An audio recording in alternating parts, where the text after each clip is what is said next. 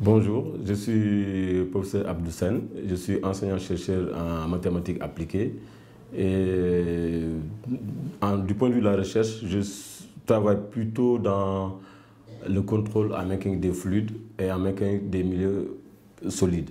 Ça veut dire qu'en milieu solide, c'est plutôt la résistance des matériaux, comment construire les bâtiments pour que ça ne s'effondre pas en faisant des calculs mathématiques. En mécanique des fluides, c'est le contrôle des réseaux, par exemple, d'irrigation. Toujours du point de vue de la recherche, de façon accessoire, je fais de la dynamique des populations, démographie et aussi l'épidémiologie. Maintenant, au niveau administratif, j'ai été très tôt chef du département de mathématiques de l'UGB et puis j'ai été aussi directeur de l'UFR des sciences agronomiques. Vous allez me demander certainement comment un mathématicien peut se retrouver directeur de l'UFR des sciences agronomiques. Et j'ai été aussi conseil spécial du recteur Marito Niane. Ensuite, j'ai été au niveau national, j'ai été dans l'administration centrale en tant que directeur national de l'enseignement supérieur privé. Le projet qui était là, qui consistait à orienter les bacheliers dans le privé, c'est moi qui l'avais théorisé en 2008 et on m'a demandé 5 ans plus tard de le mettre en œuvre. Donc c'est pour ça que c'est moi qui avais initié ce projet-là. Last but not least, il y a un pan de mon parcours dont je suis très fier, c'est le syndicalisme. J'ai été très tôt, avant même d'avoir des responsabilités administratives au niveau de l'UGB, j'ai été secrétaire général du syndicat du SAES à l'UGB, étant l'un des plus jeunes enseignants de l'UGB. Et à la suite de ça, j'ai fait 6 ans au bureau national du SAES. Et nous avons beaucoup combattu pour qu'on ait le retour des cerveaux, parce qu'à un moment donné, tous les enseignants qui atteignaient le sommet de la pyramide, qui devenaient professeurs titulaires, ils partaient, parce qu'on était très mal payés. Nous avons combattu pour le retour des cerveaux en ayant des salaires plutôt décents. Et ça, j'en suis pas peu fier, c'est pour ça que j'en parle aujourd'hui. Voilà, donc globalement, c'est ça qui caractérise mon parcours.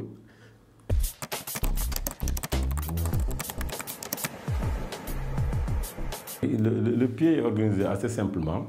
Le responsable est accompagné par 2 divisions. La division recherche et innovation, la division expertise, communication, éveil.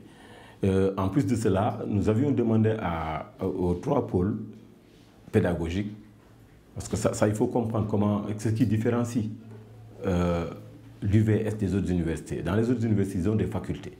Et ces facultés ont pour mission de travailler dans la pédagogie et la recherche. Mais il se trouve qu'à l'UVS, les pôles qui font office de faculté n'ont pas en charge les questions de recherche.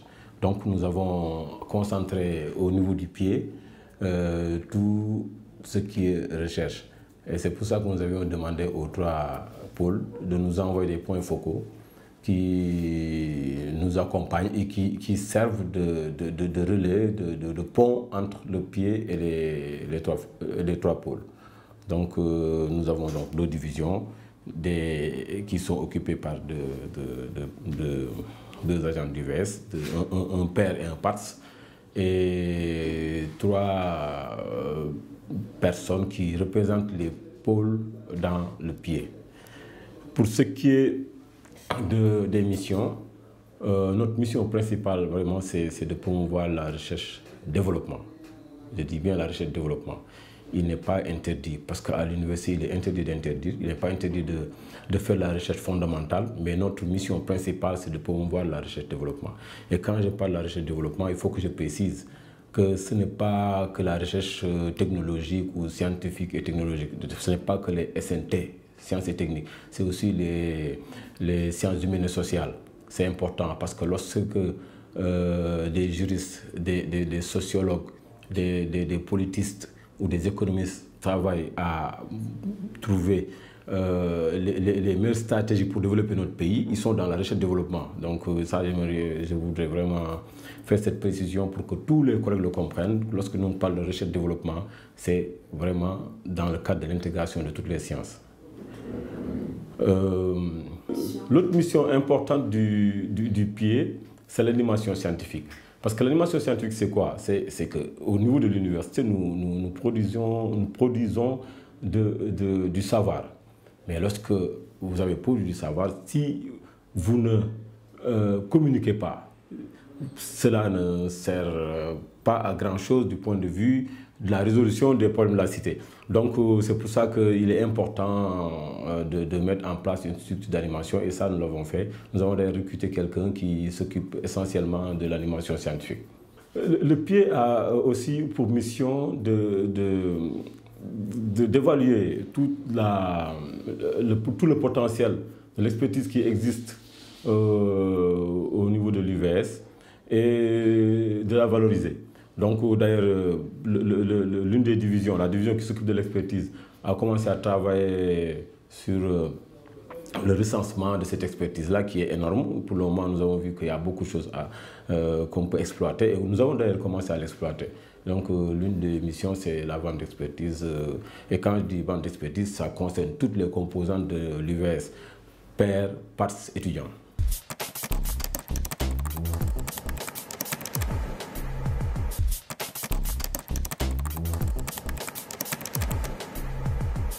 Ça, c'est une question particulièrement pertinente, parce qu'une université virtuelle n'est pas appelée à avoir beaucoup d'enseignants, en tout cas beaucoup moins que les universités classiques. Pour vous donner une idée, à l'UVS, nous avons 1300 étudiants par enseignant, alors qu'à l'UCAD, ils en ont 62. Et même à l'UCAD, ils se plaignent de ce qu'il n'y a pas assez d'enseignants. Et ils ont 62 étudiants par enseignant. Donc ça, c'est un problème. Et donc nous sommes dans un autre contexte qu'il faut gérer. Et pour cela, l'UVS est dans la bonne direction. Parce que nous avons dans notre ADN la coopération, le partenariat avec les autres universités. Aujourd'hui, nous avons 40 pairs, mais nous avons plus de 300 enseignants associés.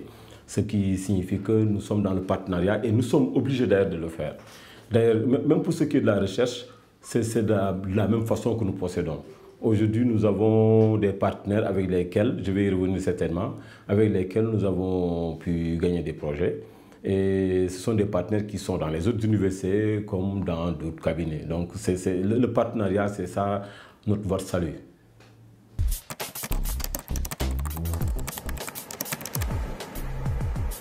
Pour cela, je vous ai dit tout à l'heure que l'organigramme de l'UVS est composé de 2 divisions, dont la division expertise, communication et veille, qui s'occupe de cela. Mais en plus de ça, il y a 3 personnes qui ont été recrutées. Nous sommes en train de mettre en place, nous avons mis en place, je dirais même, parce que la 3e personne nous a rejoint le 1er décembre dernier, donc il y a quelques jours.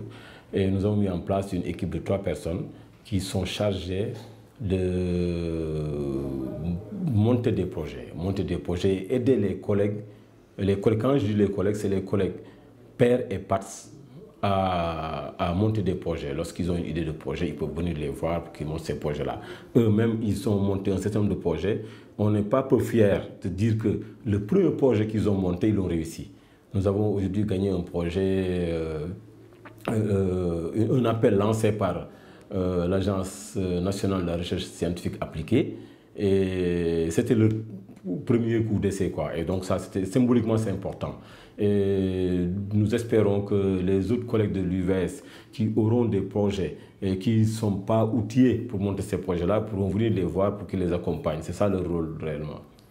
Donc je peux dire que nous sommes bien accompagnés. En dehors de cela, il y a un point qui est important à souligner, c'est que chaque fois que nous avons un projet à monter, évidemment, il faut un accompagnement, un engagement, je dirais, de la coordination. Et chaque fois que nous leur demandons une lettre d'engagement, ça ne dure pas plus de 12 heures. En moins de 12 heures, nous avons la lettre d'engagement. Et ça, c'est important. Parce que tant que cette lettre-là n'est pas arrivée, ça peut paraître anodin, mais tant que cette lettre-là n'est pas arrivée, on ne peut pas déposer le projet.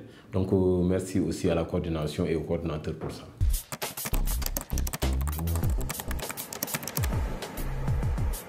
Donc ça c'est une question importante, parce que l'organisation de la recherche à l'UVS requiert nécessairement de l'innovation. Nous sommes très peu nombreux relativement à nos nombres d'étudiants et relativement aux autres universités. Donc nous avons opté pour l'interdisciplinarité et mettre tout le monde, tous les collègues de l'UVS, tous les pairs de l'UVS dans la même structure qui est le pied. Et donc nous sommes dans la pluridisciplinarité et nous avons rassemblé les pairs de 2 ou 3 fois pour travailler sur les axes de recherche, parce que les axes de recherche doivent reposer nécessairement sur les compétences qui sont sur place. Et nous avons 7 axes que je vais vous citer. Le premier axe, c'est la transformation numérique. Le deuxième, ce sont les marchés actifs immatériels, innovation et développement. Le troisième axe, c'est l'économie sociale, solidaire et populaire. Le quatrième axe, c'est institutions, citoyenneté et gouvernance. Le cinquième, sciences, technologie et développement. Et le sixième, inclusion, inégalité et genre. Et le septième axe, c'est littérature, culture et patrimoine. Vous voyez tout de suite que les 2 pans de la recherche sont dedans. Les sciences et techniques d'une part et les sciences humaines et sociales d'autre part. Maintenant, en dehors de ces 7 axes de recherche, nous avons soustrait 4 projets phares. 4 projets phares de l'UVS que nous sommes en train de monter. C'est l'équipe dont je vous ai parlé tout à l'heure qui est en train de monter cela. Et je vais vous les citer. Ce sont 4 projets qui, si tu les rassembles, ça fait même presque un projet de société, quoi. Parce que ça parle d'abord le premier projet, c'est la promotion des STEM et de la citoyenneté à l'école maternelle. Comment armer nos petits pour qu'ils grandissent sans le complexe que vous connaissez. Et deuxième projet, c'est le réseau hydrographique du Sénégal et accès à l'eau. Ça, c'est important aussi parce que, bon, ça, je ne vais pas développer, mais vous imaginez ce que ça va avoir comme impact sur la production agricole. Troisième projet, c'est l'engagement citoyen et appartenance locale comme alternative et vecteur du développement économique. Le quatrième projet, c'est la transformation numérique et développement économique. Vous pouvez tout de suite voir que ça, c'est en droite ligne de la vision de l'UVS qui est de travailler pour résoudre les problèmes de la cité. Et d'ailleurs, une retraite est prévue au mois de février avec tous les enseignants, tous les chercheurs, pour qu'on mette en place des équipes de recherche pour commencer à travailler sur toutes ces questions-là, sur tous les actes de recherche, pour que tous les enseignants puissent s'épanouir dans le cadre de l'UVS en termes de recherche. Parce qu'aujourd'hui, ils font de la recherche, hein, tout le monde connaît à faire de la recherche, mais souvent dans d'autres cadres, parce que l'UVS n'avait pas encore mis en place le cadre. Mais là, nous espérons que nous allons rapatrier toute cette recherche-là au sein de l'UVS dans le cadre d'équipes de recherche qui seront montées d'ici le mois de février.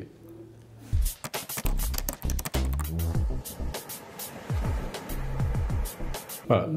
Les défis auxquels nous sommes confrontés actuellement, c'est le montage de projets de recherche d'envergure nationale.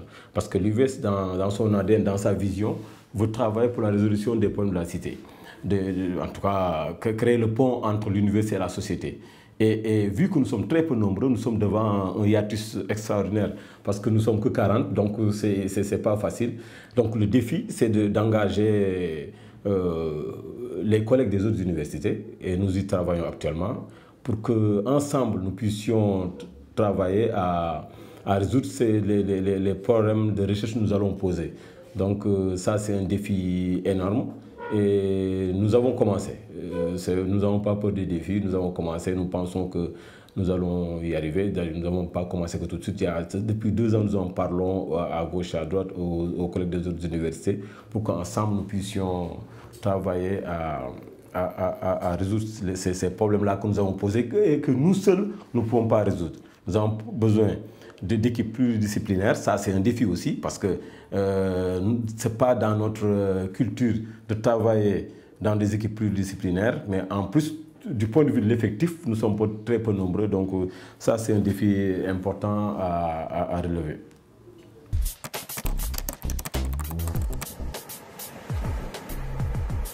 Donc le métier que je voudrais vous faire découvrir, c'est le métier d'animateur scientifique.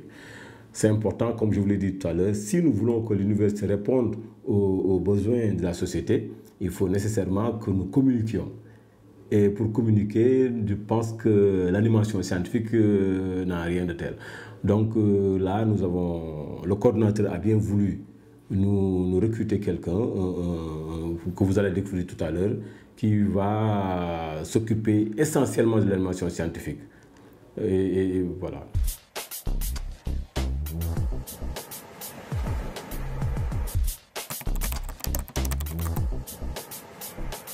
Bonjour à tous, je suis Mamadou Samb, je suis enseignant-chercheur dans le domaine des sciences juridiques et politiques.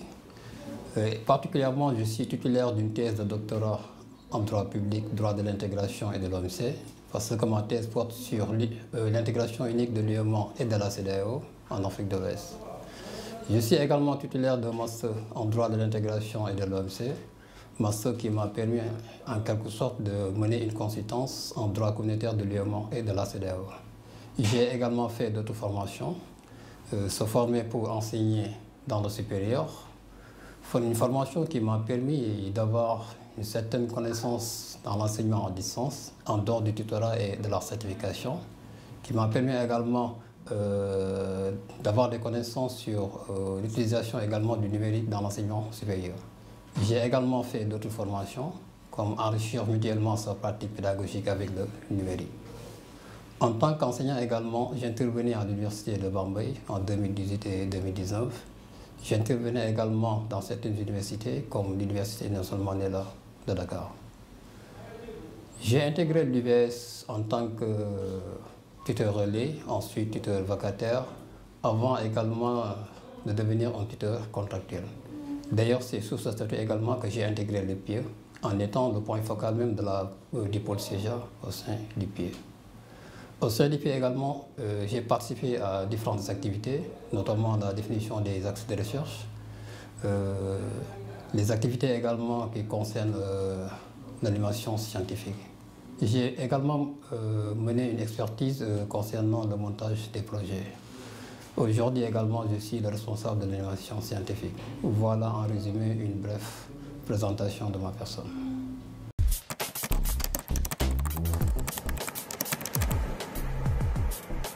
Alors, avant d'en venir au rôle de l'animateur scientifique dans une université, il y a lieu tout d'abord de définir qu'est-ce qu'une animation scientifique.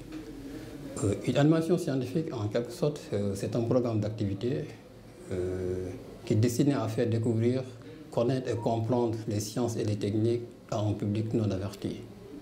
Et on sait que les sciences et les techniques sont en parfaite évolution, en constante évolution, et que la plupart des cas, ils ne sont pas accessibles au grand public.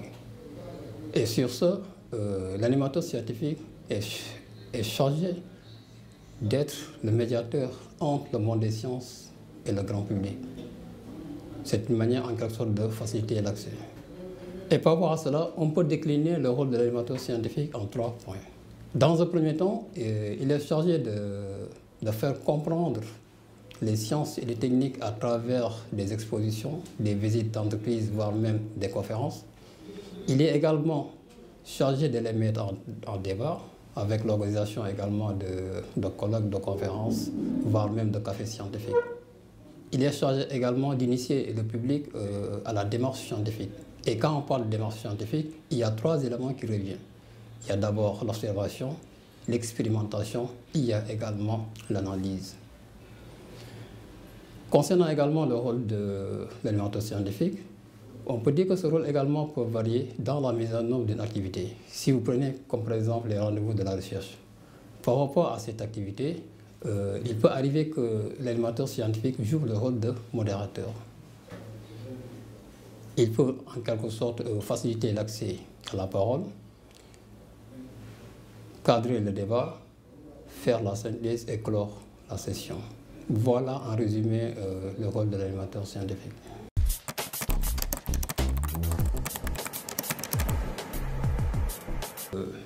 L'animation scientifique a pour but de divulguer les résultats de la recherche. Or, la recherche a besoin d'interactivité, d'échanges pour s'enrichir, des échanges entre chercheurs, mais également des échanges entre chercheurs et le public, qui peuvent apporter un autre regard, mais également de nouvelles questions. L'UVS, avec son modèle pédagogique a mis en place une nouvelle forme d'interactivité. Déjà, il y a une première partage des résultats scientifiques avec les cours qui sont donnés sur la plateforme, mais c'est un public qui est vraiment très limité entre apprenants et enseignants. Avec les outils numériques, nous avons la possibilité de toucher un plus grand nombre. D'ailleurs, la preuve en est que pendant la pandémie de Covid-19, on a eu à organiser beaucoup d'animations scientifiques. Aujourd'hui, on peut dire que les outils numériques, en quelque sorte, sont indispensables dans l'organisation d'une animation scientifique. Par les outils numériques, la recherche devient horizontale, pluridisciplinaire, et c'est en cela également qu'elle s'enrichit.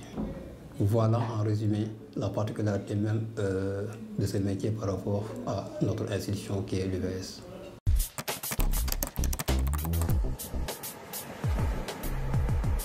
Alors, quand on parle de plus-value, c'est par rapport à l'atteinte de l'objectif qui a été fixé. La recherche est une mission essentielle de l'UVS.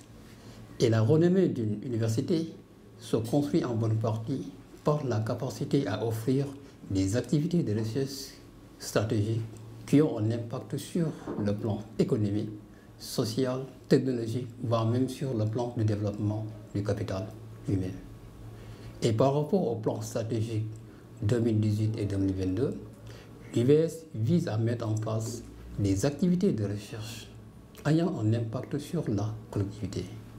Pour l'atteinte de cet objectif, nous allons accompagner la performance scientifique par des actions de réflexion et de partage. Nous allons également accompagner la valorisation des résultats de recherche de toutes et de tous. Nous allons également accompagner la coordination scientifique. Et quand on parle de coordination scientifique, c'est par rapport aux activités qui sont menées par les autres pôles, notamment les pôles de formation ainsi que les structures concernées. Mais pour avoir une réussite totale, il faut qu'il y ait une collaboration entre toutes les structures qui sont concernées par l'animation scientifique, à savoir la DSI, la DCM, voire même la DFIP.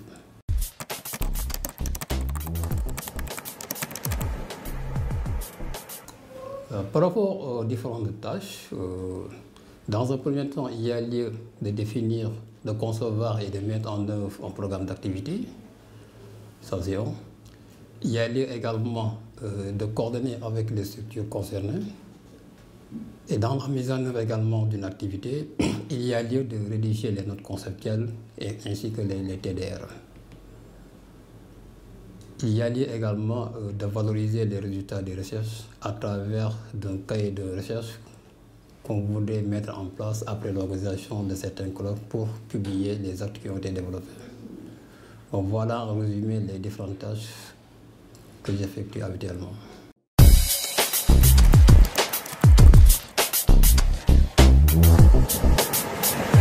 Bon, il faut dire au cœur même de la démarche scientifique, la vulgarisation est un art.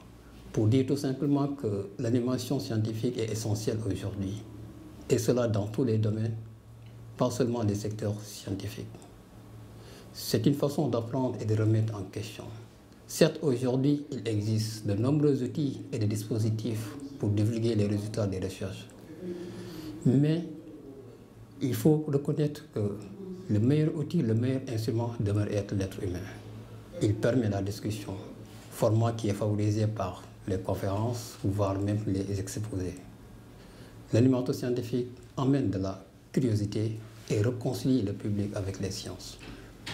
Je vous remercie.